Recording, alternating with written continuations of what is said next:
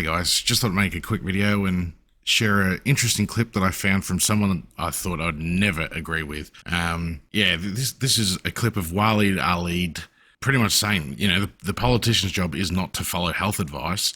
Their job is to take the health advice, which is spot on.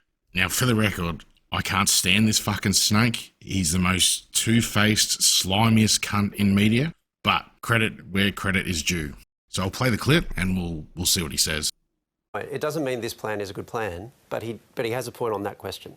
So one of the, I think, more maddening aspects of our pandemic politics is that we watched leader after leader get up and say, we're just following the health advice. And we as a country have said, that's great, that's exactly what you should do.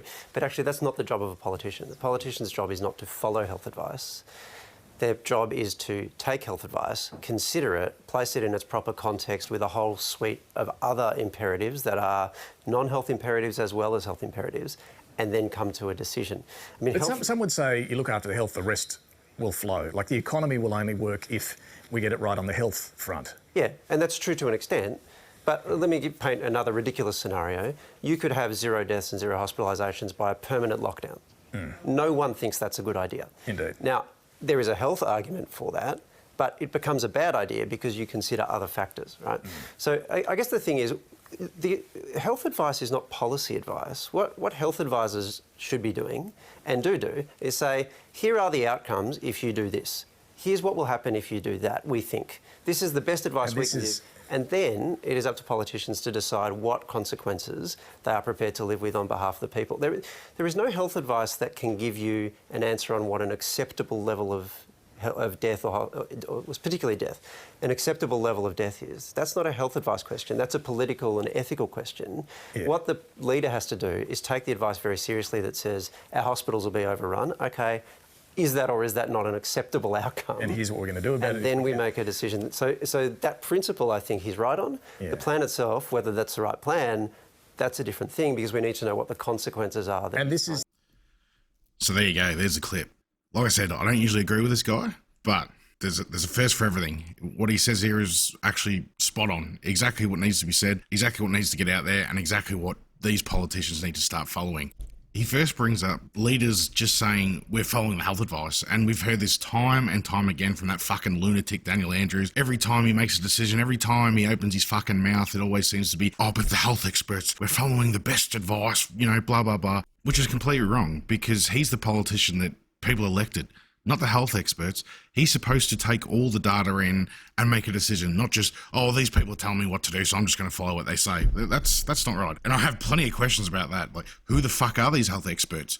Every time he gets asked this, oh, no, doesn't provide any data, doesn't provide any examples of who these people are, just that we're following the experts. Well, who are they? Tell us who these people are that are putting us in lockdown. See, you don't want to take responsibility for it. You just want to blame them and slink off, use that as an excuse to lock us down and then, oh, well, my hands are tied. This is what these people are saying, which is absolute garbage. That's a weak leader. That just shows that you don't know what you're doing.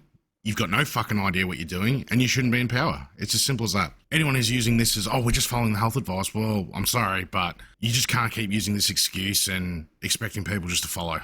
Without providing people the data, without providing people who you're getting the advice from, that's no longer going to cut it. So yeah, this is exactly what Waleed says. They're not just to listen to health advice and do exactly what they say.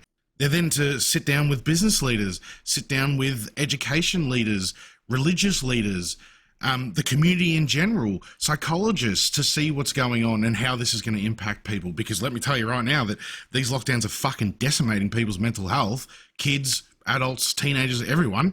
But they're not taking any of this into consideration. They're just a blind blanket, oh, this is what the health advice is. We're just going to shut everything down without consulting with anyone else. And we know they're not consulting with anyone else. It's been recorded. It's been tracked that during lockdowns that, the gardeners weren't being listened to. We were told that the government sat down with the hospitality industry, completely ignored everything that they said and put them into lockdown and completely decimated them. So they're not listening to anyone else except these health advice people, which is all that's doing is dealing with one problem, one aspect of this problem, which is the COVID cases and stopping the spread. Well, there's plenty more aspects than just the cases and stopping the spread of the virus. Look at the shadow pandemic that they've created. Look at the unemployment they've created. Look at the business they've decimated. I was saying to someone the other day that the government needs to be, I'll use a construction analogy, a building supervisor. The building supervisor is to look over the whole project and manage and control all aspects of that project. The carpenters don't give a fuck about anything but what the carpenters are doing. The plumbers don't give a fuck what anyone else is doing except for the plumbers. Same with the electricians, same with the concreters. It's up to the building supervisor to control the whole project, control the whole situation, listen to all aspects, listen to all parties, put it together and go, right, this is what we're going to do. This is what has to be done. Follow what I say. Not just listen to one side and go, okay, this is what we're going to do. Well, that's just fucking stupid. It's just mental. And that is exactly what Daniel Andrews is doing. That's what all these premiers are doing. And they're fixing one problem, but creating 1,000 different problems. Wow. It's even debatable that they're fixing one problem. These lockdowns don't seem to be doing fuck all. I can't see what they're doing. Cases are still going up, so they don't seem to be working too well to me. But yeah, that's all for today.